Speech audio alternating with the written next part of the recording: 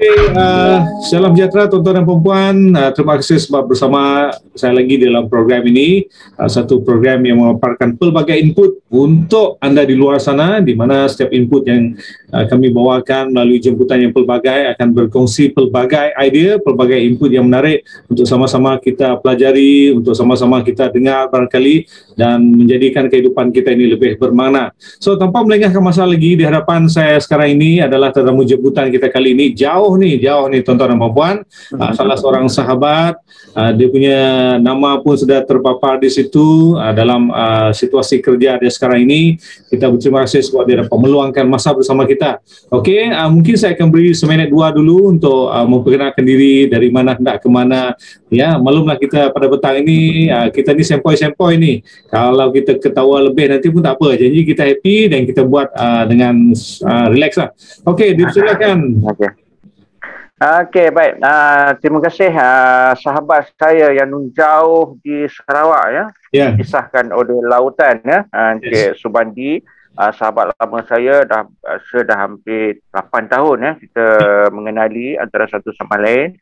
Okey, sama seguru, sama sebidang sebagai kaunselor di Institut Pendidikan Guru dahulu Baik, sebenarnya saya cuma nak share sikit berkaitan dengan pengenalan diri saya. Okey, sebelum tu saya terlupa. Okey, sebelum tu saya ucapkan terima kasih lah kerana mengundang saya untuk berkongsi secara santai pada petang ini. Terima kasih kepada Encik Subandi dan juga terima kasih kepada sahabat-sahabat di Alam Maya yang mengikuti perkongsian kita di seluruh negara pada hari inilah. Terima kasih. Okey, baik. Saya sebenarnya nama yang terpapar Muhammad Azmi bin Haji Abdullah. Saya bertugas sebagai Ketua Unit Psikologi dan Kaunseling di IPG Campus Tengku Ampuan Afzan di Kuala Lipis, Pahang, Darul Makmur. Okey, saya dari segi pendidikan diploma perguruan, kemudian saya sambung buat sarjana muda bimbingan dan kaunseling. Kemudian saya sambung lagi sarjana pendidikan bimbingan dan kaunseling jugalah. Okey, saya memang pengkhususan saya dalam bidang psikologi dan kaunseling. InsyaAllah hari ini kita santai-santai berbicara dalam bidang yang berkaitan dengan stres. InsyaAllah. Okey, silakan. Bila disebut orang Pahang ni tadi, orang Pahang ni biasa janji. Saya kawan ni nyanyi pun kasihan pula dia nanti. Ya, betul. Anak buah Datuk Sri Siti Nurhaliza di Pahang ni. Sebab isteri saya, isteri saya classmate kepada Datuk Sri Siti. Itulah dia. Beginilah dia orang Pahang ni. Kalau dia kalau kita lebih lama tadi kan bolehlah dalam beberapa saat kan, tapi maklumlah pada hari ini tuan-tuan dan puan-puan kita akan walaupun dalam santai tapi ada input yang akan kita kongsikan, bercakap tentang stres. This is something very common to us, tetapi banyak sangat dihadapi, ditangani oleh orang, ada yang berjaya, ada yang tak berjaya dan sebagainya. So ini akan kami bicarakan secara santai petang-petang ini. Nanti mungkin saya akan banyak serahkan kepada tetamu jemputan kita, sebab mungkin bukan saja berbicara pasal definisi dan sebagainya, tetapi aplikasi dia tu yang kita nak, supaya nanti selepas program yang ni macam mana kita nak deal dengan kehidupan keluarga kita dan sebagainya, itu mungkin lebih penting. Okey, mungkin saya serahkan dulu baik. Bercakap tentang stres ni. Silakan. Okey, terima kasih Cik Subandi. Baik. Kita sedia maklum ya, stres ni dah umumnya mengetahui ya dari segi tindak balas emosi, fizikal, mental, kita dah sedia maklum. Cuma pada petang ini saya nak share apa yang berlaku dalam ruang kehidupan kita seharian. Bagaimana kita nak cuba tangani stres. Bagi saya, umumnya kita tahu stres ni adalah tindak balas emosi, fizikal dan mental akibat perubahan dalam sesuatu keadaan yang berlaku dalam kehidupan seharian kita. Dan stres merangkumi beban, tekanan, kebimbangan, keletihan, konflik, panik, kemurungan dan tidak bermaya. Dan stres juga terbagi kepada stres jangka pendek dan stres jangka panjang. Okey, yang itu kita tak perlu huraikan sebab ini saya tak nak kita stres. Kita membicarakan berkaitan dengan stres, kita jadi stres. Sebab ini ilmiah. Ini mungkin dalam pelbagai YouTube, pelbagai info, tuan-tuan dan puan semua dah boleh dapati. Cuma pada gini saya nak tambah sedikit. Stres ni dia berlaku apabila kehendak atau keinginan kita tidak dapat kita capai. Ini juga boleh menyebabkan berlakunya stres. Berlakunya stres kepada kita. Kita sedia maklum sebagai manusia kehendak manusia atau naluri manusia ini tiada batasan. Tiada batasan. Saya ambil contoh sebagai seorang pemain badminton. Okey, di peringkat sekolah dia mewakili sekolah, dia berjaya. Ketika dia nak memenangi pertandingan di peringkat sekolah, dia akan stres, tekanan kepada dia. Bila dia berjaya, dia akan pergi kepada peringkat daerah. Begitu juga stres yang dia alami. Bila dia berjaya di peringkat daerah, dia akan pergi ke peringkat negeri. Bila berjaya, dia pergi peringkat negara sehinggalah ke peringkat dunia, All England dan sebagainya. Jadi stres di situ, dia nak mencapai sesuatu yang baik, lebih baik. Jadi stres ni secara umumnya semua manusia mengalami situasi ini. Cuma bagaimana kita nak menanganinya. Bagi saya stres ni berpunca pada diri kita sendiri dan rawatan atau ubat untuk menangani stres adalah daripada diri kita sendiri juga. Itu sebagai mukadimah ni untuk perkongsian kita kepada petang ni. Okey, begitulah dia ya. Walaupun input kita ini kelihatannya menjurus kepada ilmiah, tetapi itulah seperti yang perbincangan kami tadi itu, bagaimana kalau boleh kita menyebut stres ini mendalami dan sebagainya dari erti kata orang-orang di pasar sana ya, orang-orang mengalami stres tapi tidak tahu nak mencerita, tak tahu nak menangani. Kita ni orang ilmiah, kita bercakap tentang ilmiah, tetapi kalau di market sana, kalau di shopping kompleks sana, kalau mereka berdepan dengan stres macam mana? So mungkin akan ada nanti sedikit perkongsian the real life of stress oleh yang ini Encik Azmi akan kongsikan. Silakan. Okey, baik. Okey, terima kasih. Saya nak buat dia punya analoginya seperti macam ni lah. Bagaimana kita nak keluarkan diri kita daripada stres. Okey, kita sedia maklum ya. Macam dari segi ilmiahnya, stres ni masih dalam ruang lega persempadanan kita. Apabila kita keluar daripada sempadan tersebut, maka kita akan dia macam ni tuan-tuan dan puan. Stres ni selagi dia tidak mengganggu rutin harian kita, bagi saya itu normal. Cuma rawatan dia kita akan jumpa dengan kaunselor, kita akan jumpa dengan yang memahami diri kita, tak ada masalah. Tetapi apabila kita melampaui sempadan, kita keluar daripada sempadan sehingga rutin harian kita terganggu atau fungsi seharian kita terganggu, maka itu perlu rawatan.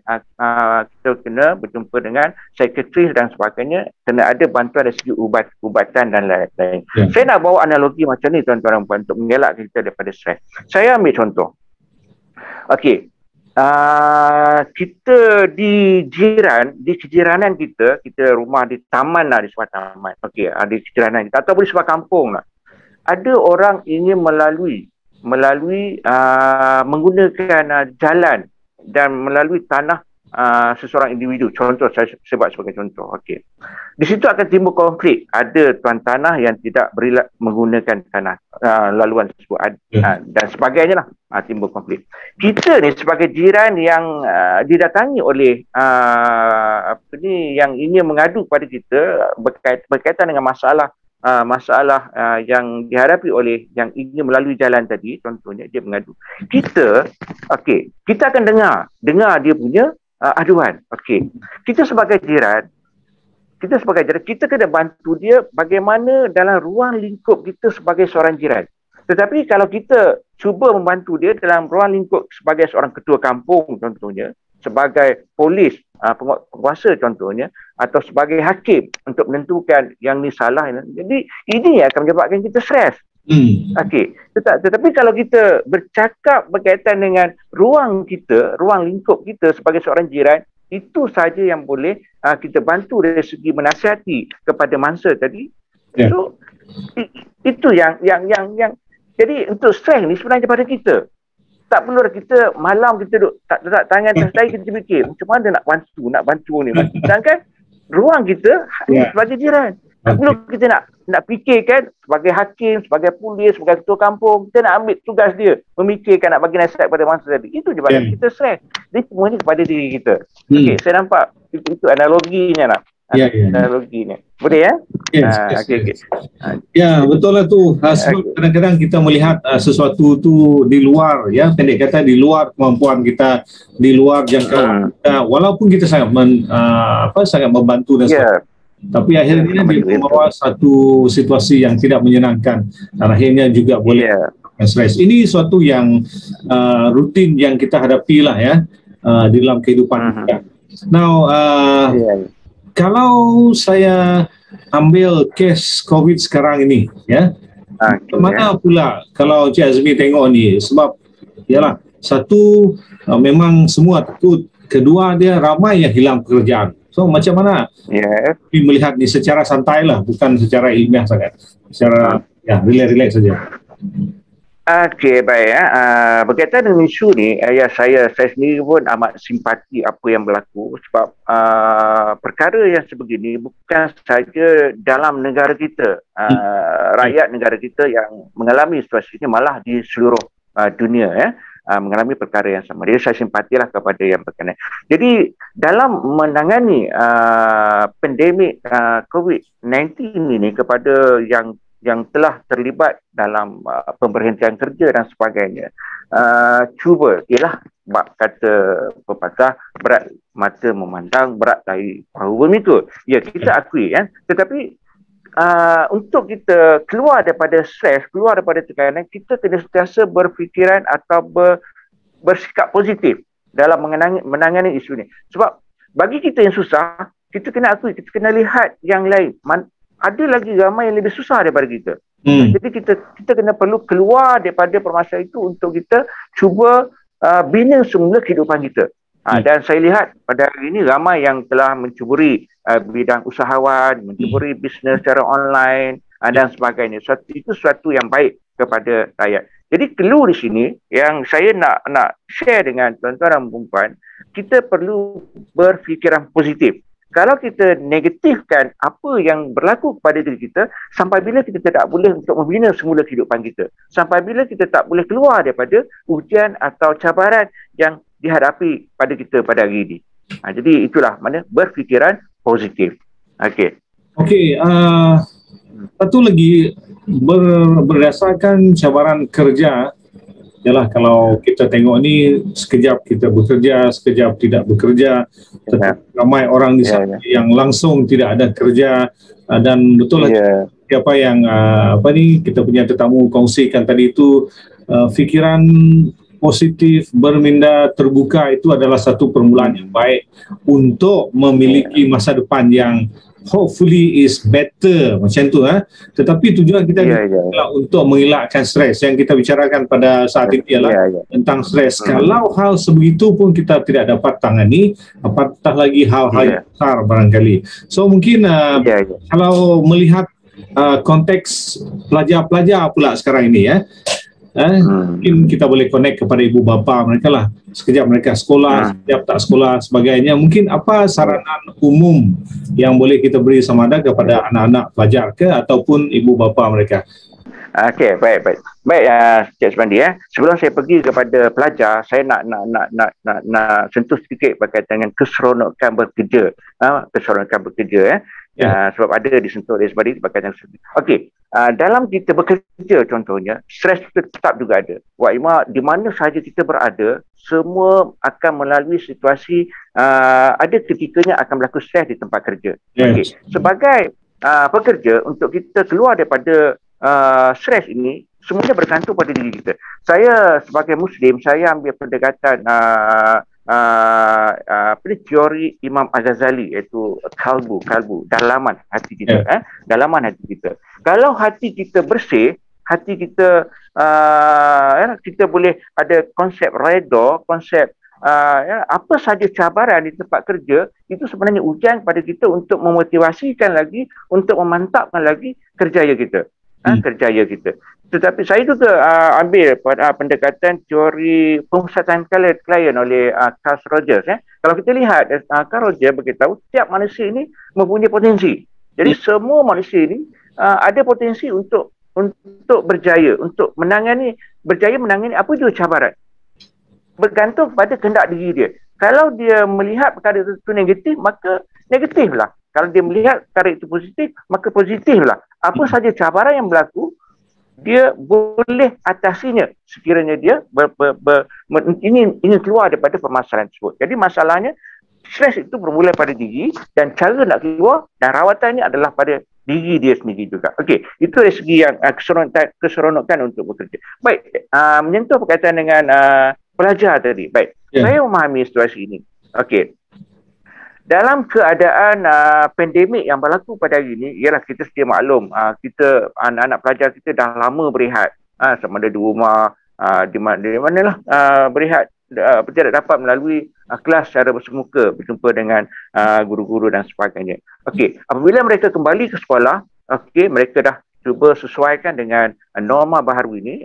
Okey, kemudian kita lihat pada hari ini, pandemik ini nampaknya semakin mencabar kita semula. Sebab kita lihat kes dah semakin meningkat. Jadi ada antara sekolah-sekolah yang telah pun diberi ditutup seminggu, 2 minggu untuk mengelakkan daripada ini. Baik, kepada pelajar-pelajar, saya ingin tegaskan di sini, saya ingin nasihatkan, terima segala yang dilalui pada hari ini dengan terbuka.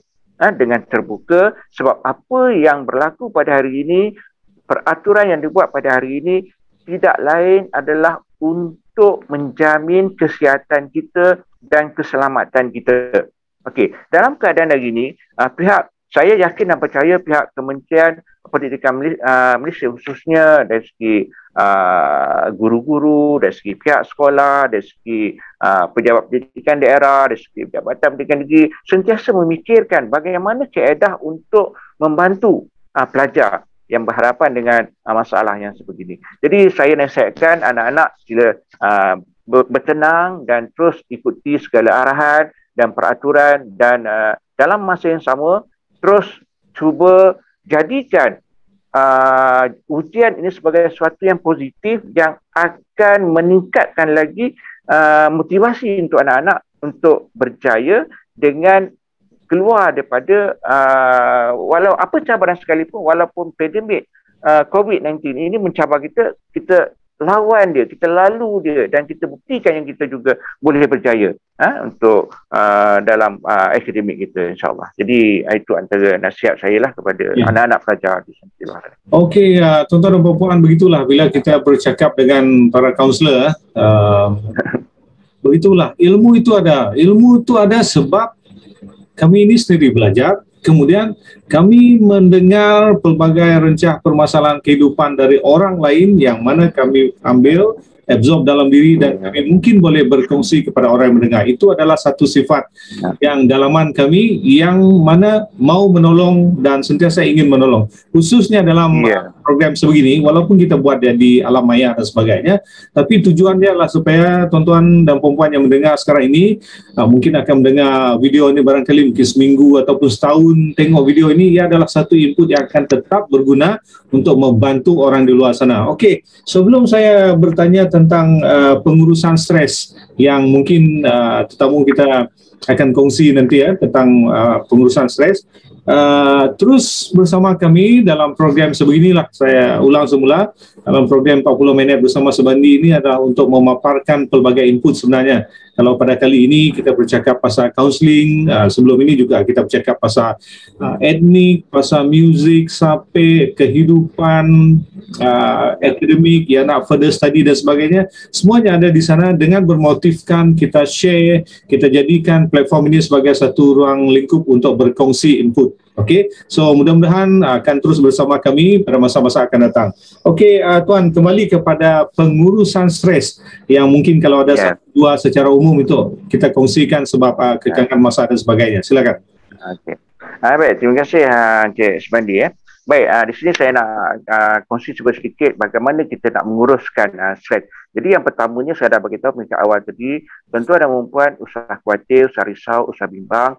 Stres ini dialami oleh semua individu. Semua manusia mengalami situasi ini. Cuma bagaimana kaedah kita untuk menanganinya sekiranya berlaku kepada diri kita. Okey, antara yang boleh saya kongsikan di sini, bagaimana untuk kita cuba tangani apabila stres melanda diri kita. Yang pertama sekali, cuba lakukan aktiviti riadah. Cuba lakukan aktiviti riadah. Okey, dalam keadaan pandemik COVID-19 ini, kita kalau sebelum ni saya lihat Encik Semandi pun sama macam saya juga, suka melancong. Kalau saya sendiri kalau stres, saya akan bawa family saya pergi bercuti, sama ada di negara jiran yang terampil dan sebagainya. Tetapi oleh kerana pandemik ni berlaku, jadi gunakan ruang yang ada ini untuk pergi ke tempat-tempat yang dibolehkan untuk lakukan riadah yang mungkin berhampiran dengan kediaman kita, berhampiran dengan rumah kita dan sebagainya, bersama dengan family kita. Maksudnya kita cuba pergi keluar daripada situasi kebiasaan kita. Mungkin kita pergi berkelah dan sebagainya. Itu salah satu cara. Dengan cara itu, maka kita akan boleh melupakan tekanan dan apa yang mengganggu kita dan sebagainya. Okey. Kemudian yang kedua, bagaimana cara kita nak tangani stres ini, iaitu melakukan aktiviti kerohanian. Yang kedua, melakukan aktiviti kerohanian. Okey. Tak kiralah kita menganut apa sahaja kepercayaan, mungkin dengan kepercayaan masing-masing itu ada sesuatu yang boleh memberi ketenangan kepada kita. Ketenangan kepada kita.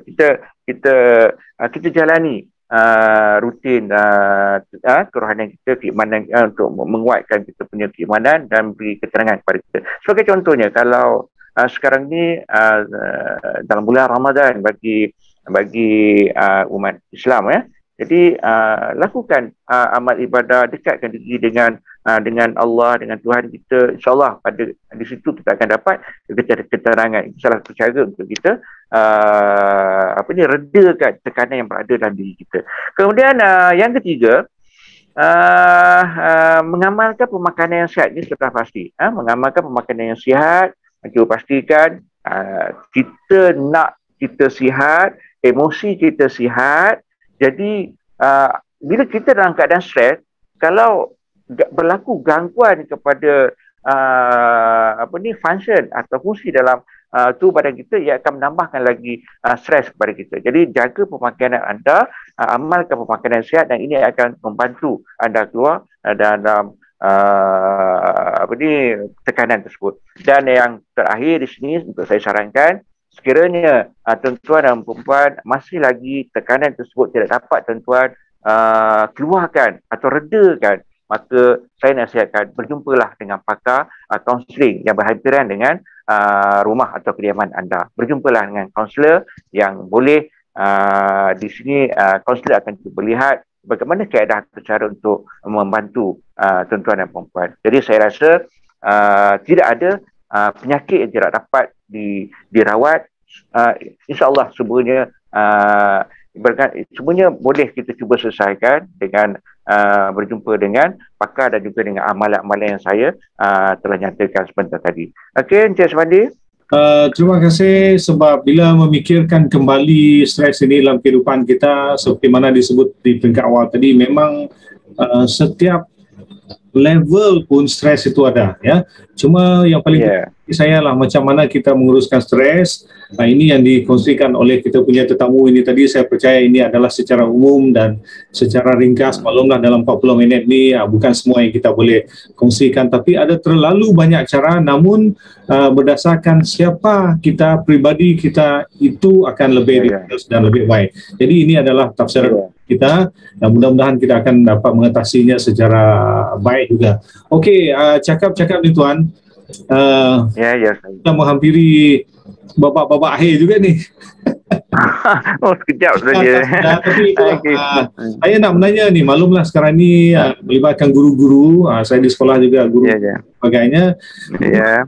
kesan juga akan tempias ini ya, dari pelbagai Ya, saya. bukan saja nak sebut tugasan, COVID sendiri, dari mak bapak, family kita sendiri. So pendek kata ni, memang guru-guru terkesan jugalah dengan stres.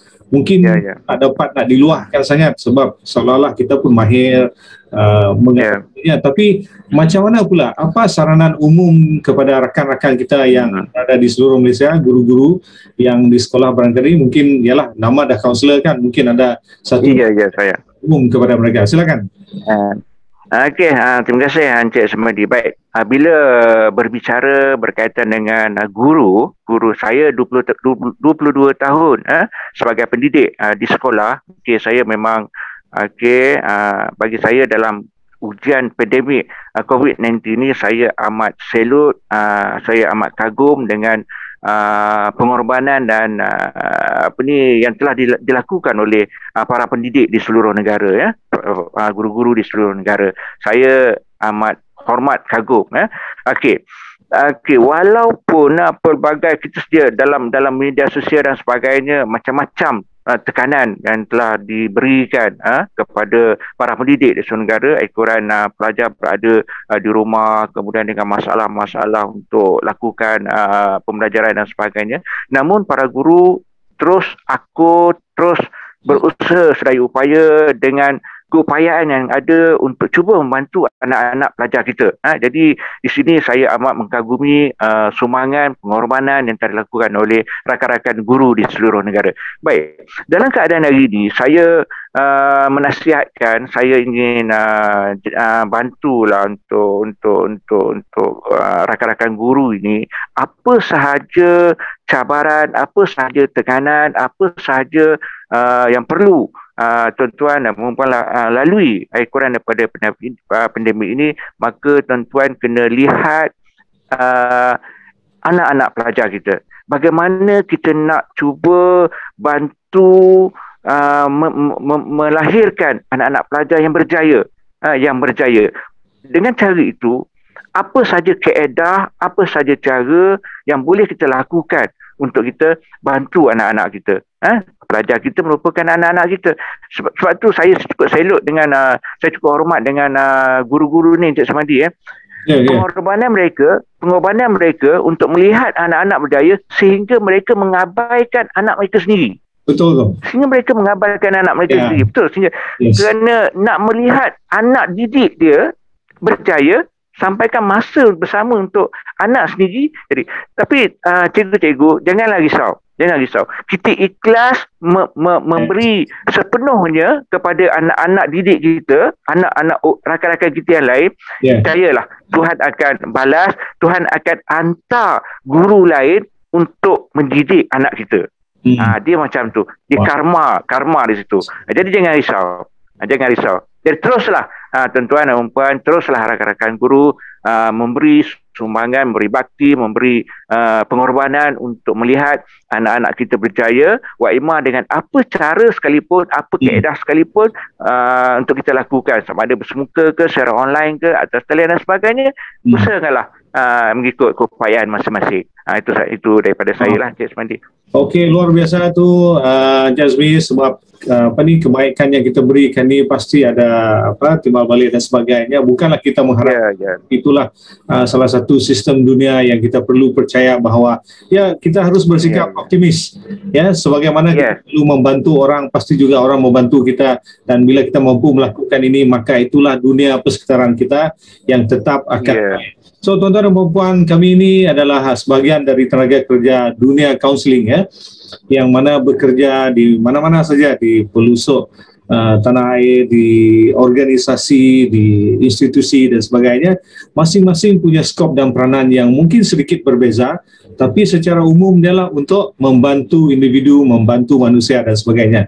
Sebab itu kami ini mudah untuk berkongsi. Sebab itulah juga saya cuba berhubung dengan Encik Azmi, rakan lama di sebelah Nun di sana, untuk mencubit sedikit masanya untuk bersama kita berkongsi.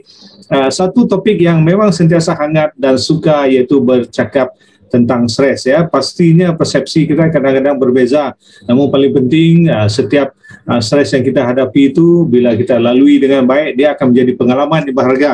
Dan bila pengalaman itu, dia juga akan jadi pengajaran yang baik untuk orang lain.